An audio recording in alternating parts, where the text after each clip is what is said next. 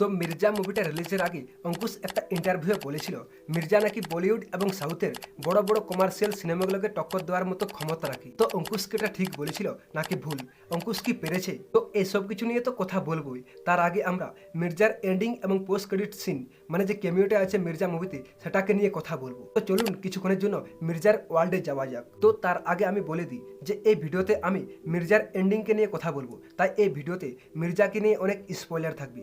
So যারা যারা এখনো মির্জা মুভিটাকে দেখেননি তাদের জন্য স্পয়লার ওয়ার্নিং। তো ভাই মির্জা মুভির এন্ডিংকে জানার আগে আগে আমাদের মির্জা মুভির গল্পটাকে জানতে হবে। তো সবার প্রথমে গল্পটাকে জেনে নিই, তারপর এন্ডিংকে এক্সপ্লেন করব। তো ট্রেলারে আমরা যেমনটা দেখেছিলাম আর কি, যে মির্জাতে 5টা মেন ক্যারেক্টার আছে যাদেরকে তাসের 5টা বড় বড় তাসের সাথে তুলনা করা হয়েছে।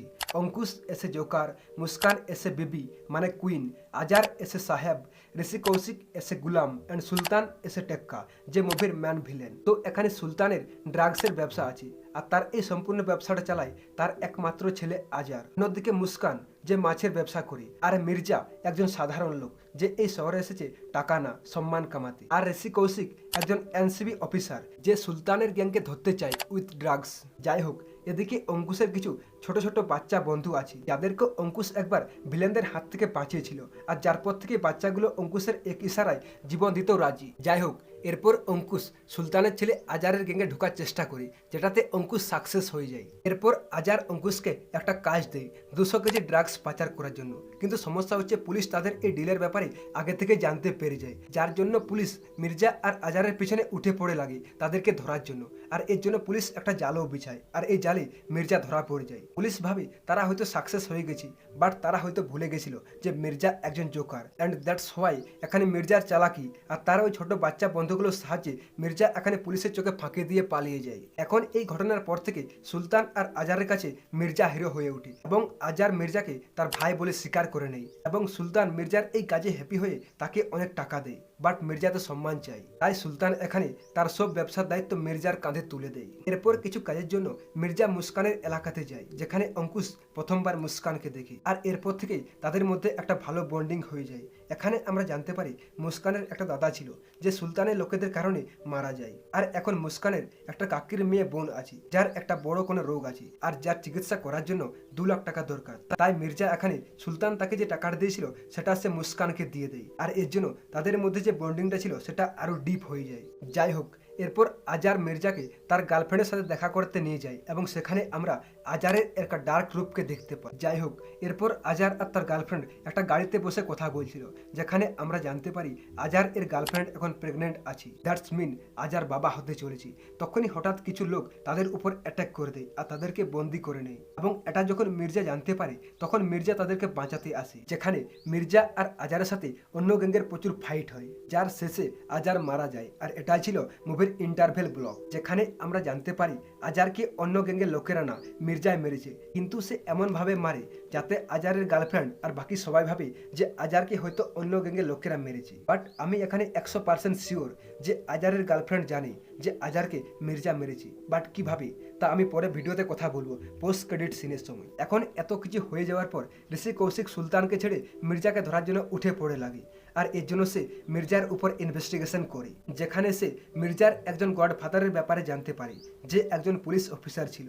তো ঋষি কৌশিক এখন তার কাছে যায় আর মির্জার ব্যাপারে জানতে চায়। এখানে আমাদের মির্জার ফ্ল্যাশব্যাককে দেখানো হয়, যেখানে আমরা জানতে পারি যে মির্জা একজন অনাথ ছেলে ছিল, আর একদিন পকেট মারের কেসে মির্জাকে পুলিশ থানায় নিয়ে যায়, যেখানে সেই পুলিশ অফিসারটা মানে মির্জার গডফাদার, সরি এই মুহূর্তে তার নামটা মনে পড়ছে না, সে মির্জার সততা মর্যাদা দেখে মির্জাকে স্কুলে ভর্তি করে, মানে তাকে অ্যাডপ্ট করে নেয়। যাই হোক, এরপর বড় হয়ে মির্জা একটা চাউমিন আর এগরোলের দোকান খুলে, যেখানে সে লোকেদেরকে তো খাবার খাওয়াতোই, সাথে প্রতিদিন রাত্রে সে তার মতোই অনাথ বাচ্চাদের ফ্রিতে খাবার খাওয়াত। এখন এই সময়ে একদিন তার দোকানে 2টো বাচ্চা আসে, মন্টু আর হুসেন নামে, যারা ফ্রিতে খাবার খেতে চায় না। এখানে মন্টুর কথাবার্তা আর তার ব্যবহার দেখে মির্জা তার প্রতি ফিদা হয়ে যায়, আর তাদের দুজনের মধ্যে একটা ভালো বন্ডিং হয়ে যায়। এখানে মির্জা মন্টুকে স্কুলে ভর্তি করে ঠিক সেভাবে তাকে যেভাবে তার গডফাদার ভর্তি করেছিল। যাই হোক, এখানে অন্যদিকে সুলতান ছোট ছোট বাচ্চাদের দিয়ে ড্রাগস পাচার করায়, আর শুধু পাচারেই না, তাদেরকে ড্রাগস ইনজেক্টও করে। আর এই বাচ্চাগুলোর মধ্যেই একজন ছিল